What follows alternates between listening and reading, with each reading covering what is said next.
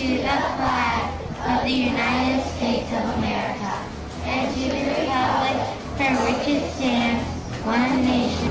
For some, patriotism is the last refuge of a scoundrel. For others, it means dissent against a government's abuse of the people's rights. I accept the definition of patriotism as that effort to resist oppressive state power. The true patriot is motivated by a sense of responsibility and out of self-interest for himself, his family, and the future of his country to resist government abuse of power. He rejects the notion that patriotism means obedience to the state. But whether the resistance against government tyrants is nonviolent or physically violent, the effort to overthrow state oppression qualifies as true patriotism.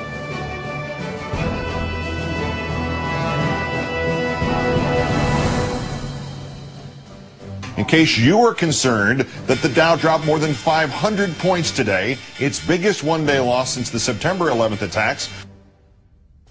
The worst financial crisis in a century.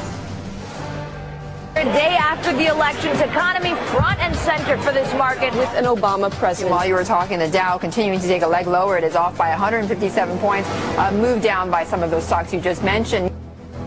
Between the politicians and the central bank, which not only threatens our economic security, which is secondary to the threat to our individual freedom.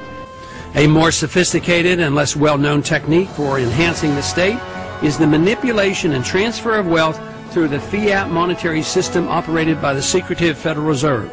And we have to understand monetary policy, and we can't accept the idea and the notion that a secretive Federal Reserve system knows what the proper interest rates ought to be. So this is just another step continuously, and the people in the Congress never challenging the monetary system that we have. The sooner we challenge the system, the better off we'll be. No, I don't want to hurt anybody. I want to help save the country. And therefore, if this works, if the American people would wake up.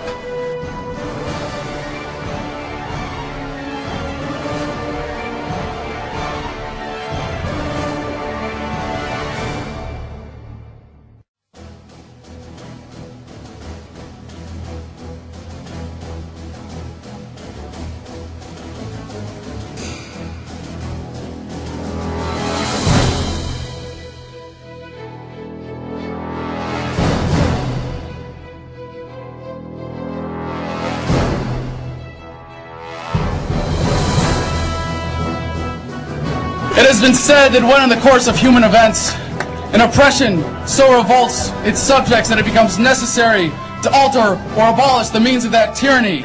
Is it that time when our Bill of Rights is defiled every day? When our adventures abroad threaten our security at home? When the Federal Reserve keeps our free nation enslaved by debt? When the people of the world tremble under the thumb of corporate imperialism? And now, our nation is drifting dangerously from freedom to fascism.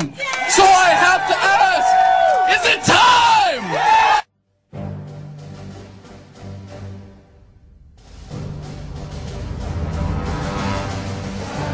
Hi, my name is Adam Kokesh, and I served as a sergeant on a Marine Corps Civil Affairs team in the Fallujah area from February to September of 2004.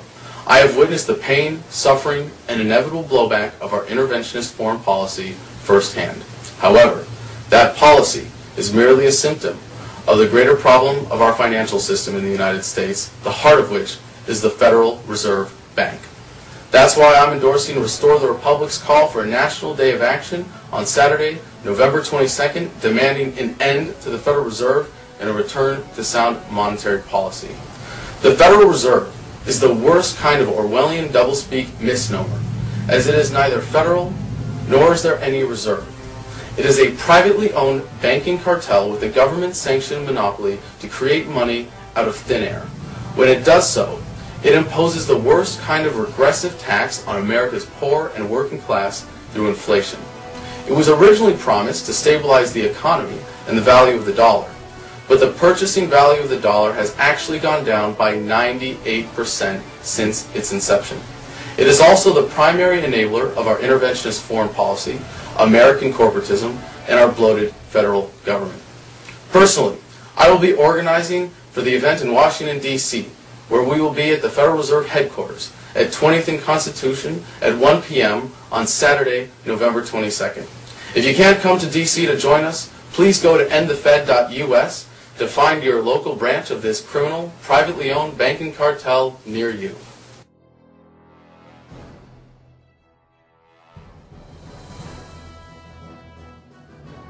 My name is Debbie Krieger. I'm a former Marine, a mother of 5, and I live in Delaware. I'm also helping to organize the End the Fed rally in Washington, D.C. on November 22nd. We are also going to be having a film screening the night before at the L'Atelier Theater. That's going to be showing Aaron Russo's Freedom to Fascism. We would really like you to come and bring as many friends as you can, or tell as many people about it as you can. If you can't come, please help us, support us with donations on our chip-in page.